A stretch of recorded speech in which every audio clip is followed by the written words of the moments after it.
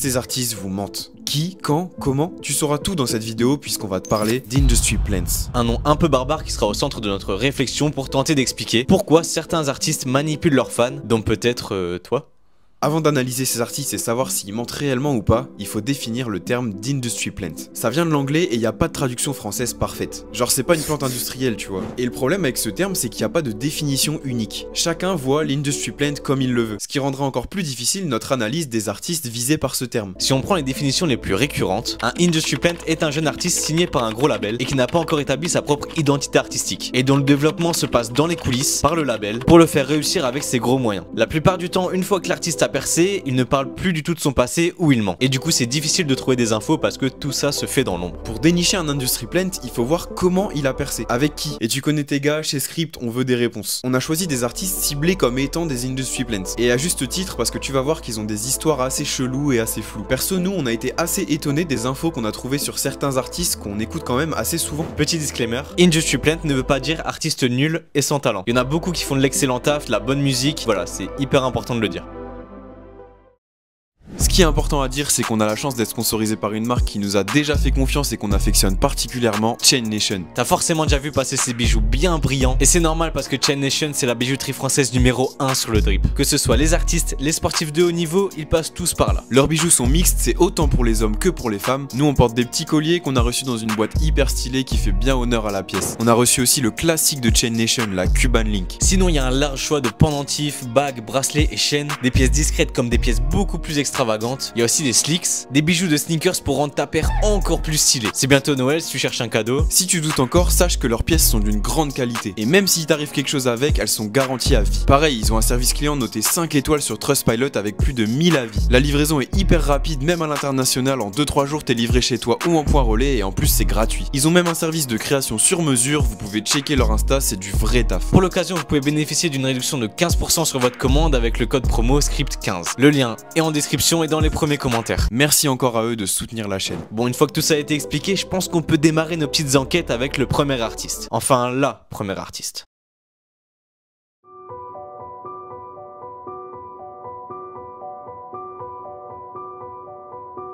Comment ne pas penser à Ice Spice quand on parle d'industry plant récent? C'est pas nous qui le disons, c'est partout sur internet. Et si elle est accusée de ça, c'est tout simplement à cause de sa montée incroyable en moins d'un an. Dis-toi qu'en quelques mois, elle est passée de quelques milliers d'auditeurs à 30 millions, ce qui est comparable à un mec comme Lil Uzi Vert. Bref, c'est abusé comment elle a explosé. Tellement abusé que beaucoup de gens disent que c'est un pur produit de l'industrie. Pour voir s'ils ont raison ou pas, il faut revenir au tout début de sa carrière. Donc là, tu crois qu'on va revenir vers 2015 pour assister aux prémices d'Ice Spice? Mais frérot, je t'arrête direct, ça commence qu'en 2021. Il y a 2 ans quoi. Encore plus bizarre. Donc Ice Spice arrive à l'université en 2018 pour étudier la biologie. Ouais, la biologie. Mais elle arrête en deuxième année. Et c'est quand elle se réinscrit dans l'université de Purchase en 2020 qu'elle va faire la rencontre d'un mec qui va devenir son pote. Et par la même occasion qui va lui changer la vie. Ce mec s'appelle Ryan, aka Riot USA. Retiens bien son nom parce que ça va être lui la raison des gros doutes qu'on peut avoir sur elle. Bref, Ryan il est beatmaker, il fait des prods et tu connais certainement son tag parce que c'est Ice Spice qui l'a fait. En tant que fan de rap et avec un pote beatmaker, Ice Spice commence naturellement à essayer de rapper sur les prods de Ryan. Tout ça autour de 2021. Au même moment, elle devient virale, mais rien à voir avec la musique. Elle en a pas encore publié, mais avec le Bussy Challenge sur TikTok. Son tout premier son sort en mars 2021. Il s'appelle Bully Freestyle, produit par Riot. C'est pas ouf, mais c'est pas nul non plus. Et elle continue pendant un an en postant 4 autres sons produits par Riot USA. Et c'est en août 2022 que tout explose avec Munch.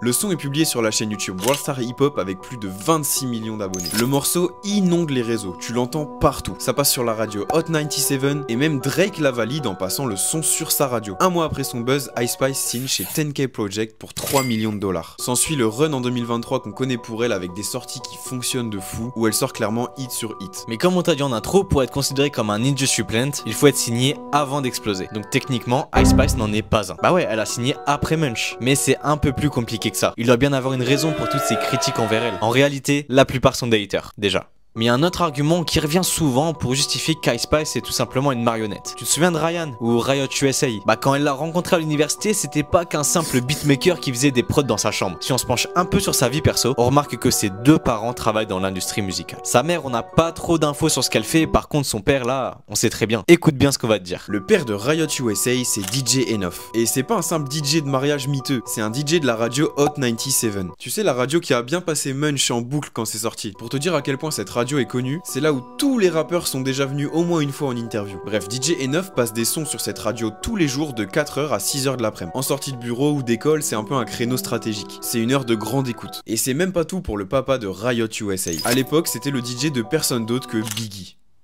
Voilà. Comment tu peux être un plus gros OG sérieux? Et aussi, il est connu pour avoir fait la promotion de petits artistes au début de leur carrière, comme 50 Cent, Kanye West ou Future, hein. Je sais pas si tu connais. Tu connais toi? Bah ouais frérot. Bref, on sait pas si Ryan a utilisé les connexions de son père pour promouvoir sa musique et donc par la même occasion celle d'Ice Spice, mais c'est probable. Faut jouer avec ses armes, hein. Au final, elle est juste pas partie de rien. C'est un fait. Mais y a rien d'autre qui pourrait nous faire croire qu'elle a été créée par l'industrie. Surtout sachant qu'elle a signé après son buzz. Il y a aussi une rumeur comme quoi le père d'Ice Spice serait un rappeur underground, donc elle aurait eu ses connexions. Mais honnêtement, on a cherché, on n'a rien trouvé du tout sur internet. Et même dans le meilleur des cas, ça sera jamais autant que les connexions du père de Riot USA. Donc les accusations d'Industry Plant envers Ice Spice sont-elles justifiées? Honnêtement, on pense pas. Elle a une base, certes, mais n'a pas été façonnée par quelqu'un.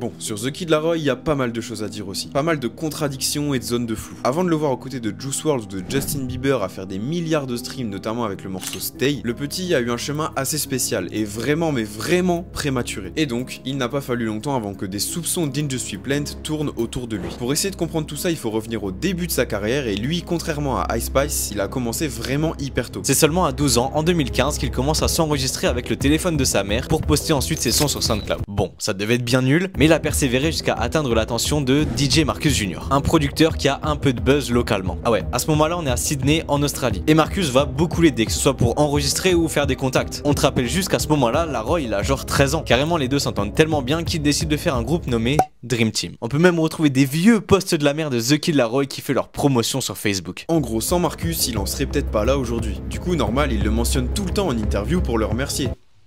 Non? Eh bah non, et c'est là où ça commence à devenir vraiment chelou. Jamais en interview, depuis qu'il l'a percé, il ne mentionne Marcus. Ou alors quand il en parle, c'est en mode un mec random. Et là tu repenses à la définition d'Industry Plant, le fait de faire vraiment table rase du passé, mais c'est pas fini. Bref, on continue dans son ascension avec une autre info qui peut paraître irréelle tellement c'est abusé. Quand Laroi a genre 13 ans, il rencontre Khaled Rohem. Bon, je sais pas si ça se dit comme ça, hein, mais... Mais qui est Khaled Rohem? Un simple beatmaker qui débute? Non, non, non. C'est un producteur qui a déjà été nommé plusieurs fois au Grammy. Mais c'est pas tout. De son point de vue, Khaled explique qu'il était complètement choc-barre qu'un enfant soit là. Parce que oui, c'est encore un enfant, Laroi. Donc normal, il demande ce qu'il fait au studio et il répond What? Bah, je te rappelle, mec. Ok. Il est perplexe, normal, t'as vu la tête de bébé du mec? Du coup, Laroi lui fait écouter 4-5 sons et Khaled fait son meilleur retournement de veste et lui dit que dans 2 ans, il sera une superstar. Bon, au final, il a eu raison, mais il a quand même eu pas mal d'aide, hein. Continuons. C'est à peu près au même moment, en 2016, que The Kid Laroi va abandonner son pote et mentor, Marcus. Il va alors se faire approcher par DJ Ziggy, un mec qui manage des big artistes australiens. Ça sert à rien qu'on te dise des blagues, je pense pas que tu vas connaître, mais bon, voilà, c'est des big artistes là-bas. Et lui, ce qu'il veut, c'est manager The Kid Laroi, alors qu'il a que 13 ans, il a jamais sorti de projet ni rien. Sa connexion avec lui va permettre à The Kid Laroi de signer un contrat de développement avec Sony Music Australia. C'est en 2018 qu'il va sortir son EP 14 with a Dream, qui va plutôt bien marcher localement sur Sydney. À tel point que Lil Bibi du label Grade A, celui de Juice WRLD, va vouloir le signer. Il accepte et il fait alors les premières parties de Juice WRLD lors de ses concerts. On te rappelle qu'à ce moment-là, il a que 15 ans, hein, il a juste sorti un petit EP qui a un peu marché à Sydney. Bref, quand il signe, il a pas du tout explosé, loin de là. Bon, après tu connais, il fait un peu plus de sons, il commence à percer un peu avec certains morceaux. Il apparaît sur la chaîne de Cole Bennett aux côtés de Lil TK et il explose vraiment avec le morceau Stay. Je suis sûr que même ta mère elle connaît ce son. Mais ça ne s'arrête pas là. Beaucoup de personnes disent qu'il est totalement fake pour une raison très spécifique. À beaucoup de reprises, The Kid Laroi dit qu'il était vraiment pauvre quand il était petit, genre il l'a vraiment beaucoup dit. Le problème c'est que quand on va plus loin et qu'on regarde un peu au niveau de ses parents, il y a pas mal d'incohérences. Son père s'appelle Nick Howard et travaille dans l'industrie musicale en tant que producteur et songwriter pour des artistes comme Jay-Z ou Fat Joe. Si ce mec est broke, je pense qu'on vit tous sous un pont. Mais, parce que oui, il y a un mais, Laroi a déjà dit qu'il n'était pas proche de son père. Comme ses parents sont divorcés, donc c'est possible qu'il n'ait pas bénéficié de son argent et de ses connexions, c'est possible. Au niveau de sa mère, elle a aussi travaillé dans l'industrie musicale, mais on n'a pas trop d'infos là-dessus. Par contre, on a découvert sur son Facebook qu'elle était pote avec un mec hyper riche, Eugenio Alonso Lopez. Avec toutes ces infos, c'est un peu compliqué de croire à toutes ces histoires de pauvreté. Même si en vrai, ça reste totalement possible. S'il est pas proche de son père, que sa mère galère et qu'elle est pas très proche de ses amis, voilà, ça reste possible. Bref, avec toutes ces infos, est-ce que The Kid Laroi peut être considéré comme un industry plant? Clairement, oui. Il coche toutes les cases. Il reste très flou sur son passé, il a été signé et développé avant même de percer avec des gros de l'industrie, mais ça n'enlève rien au fait que nous on aime beaucoup sa musique et qu'il est bourré de talent. L'un n'empêche pas l'autre, et ça, c'est important de le rappeler.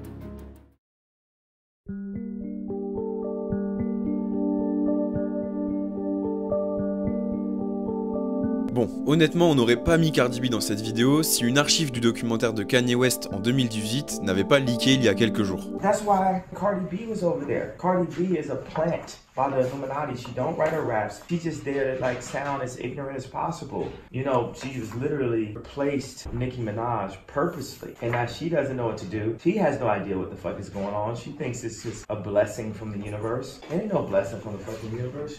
Bon, il y a beaucoup d'infos à traiter là. Bon, pour le côté Illuminati, on délègue à quelqu'un d'autre, c'est trop pour nous. Non, en vrai, par Illuminati, il doit certainement désigner les grosses têtes de l'industrie. C'est ce qui nous semble le plus probable en vrai. Et pour ce qui est du côté Industry Plant, là, on peut essayer d'y voir plus clair. Donc, comment Cardi B a été connue? Son ascension vers la gloire ne ressemble à aucune de celles des artistes de cette vidéo. Il faut remonter assez loin entre 2013 et 2014. C'est à ce moment-là que Cardi B se fait remarquer sur les réseaux, que ce soit sur Vine ou sur Instagram. À l'époque, c'est le début de tout ça, et elle, avec sa grande gueule, s'est rapidement fait une communauté sur ses applications. Et parmi tous ceux qui la voient faire la pitre sur Instagram, il y a un mec qui sent l'opportunité. Il sent qu'il y a un billet à se faire avec elle, tu vois. Il est de New York, comme elle, et il s'appelle Clénor Raphael, surnommé Shaft. Et ce qu'il va faire, c'est qu'il va la prendre sous son aile pour devenir son manager. En sachant qu'à ce moment-là, elle est uniquement connue sur les réseaux, elle a jamais fait de musique. Par la même occasion, il crée son label KSR Group. On a deviné tout ça en allant fouiller sa vieille page Facebook, où les premiers posts étaient une interview de Cardi B en 2014, où en gros, elle parle un peu politique, économie... Bah, pas du tout, gros, regarde.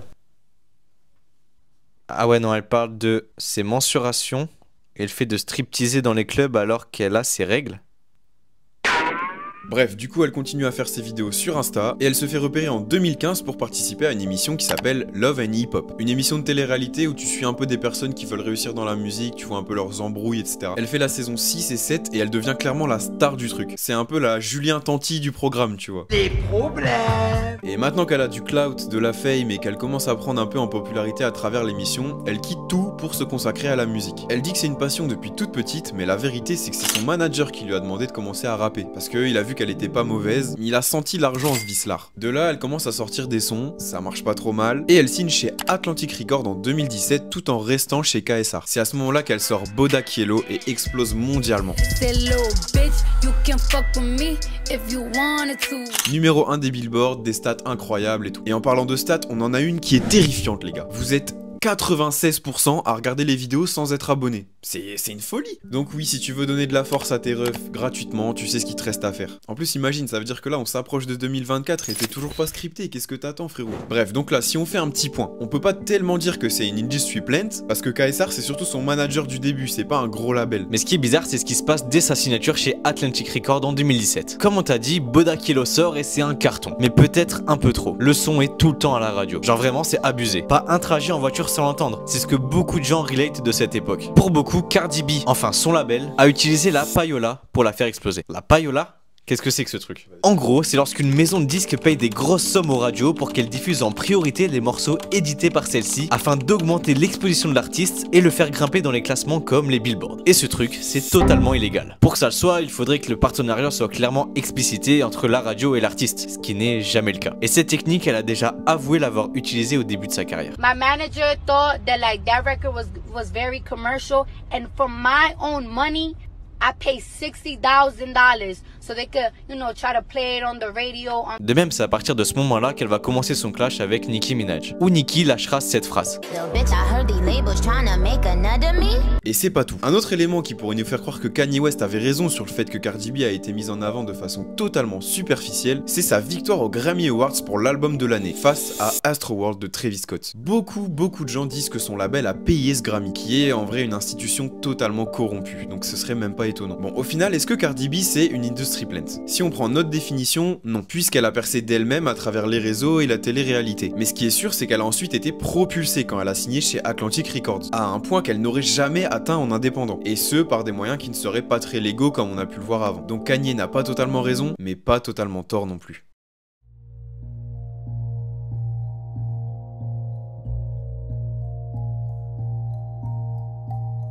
Oui, Post Malone. On a été surpris de voir que son nom revenait souvent quand ça parlait d'industry plant sur internet. Mais quand on s'est penché sur le sujet, on a vite compris pourquoi certains le visaient. Bon, maintenant t'as l'habitude, mais il faut regarder son début de carrière. Mais le problème avec lui, c'est qu'il en a plusieurs. Quand il est ado, il fait de la guitare. Et il fait même partie de plusieurs groupes de musique. Il fait aussi sa propre mixtape qu'il partage avec ses potes du lycée. Bref, il aime la musique. Le problème, c'est qu'il est au Texas et pour percer, bah c'est pas l'idéal hein. Donc à ses 18 ans, il décide de quitter le Texas et de partir à Los Angeles avec son pote Jason. Et ce Jason, c'est pas n'importe quel Jason, puisque c'est un YouTuber Minecraft de plus d'1 million d'abonnés. C'est d'ailleurs avec lui que un an plus tôt, il avait fait ce clip pour un cours d'art.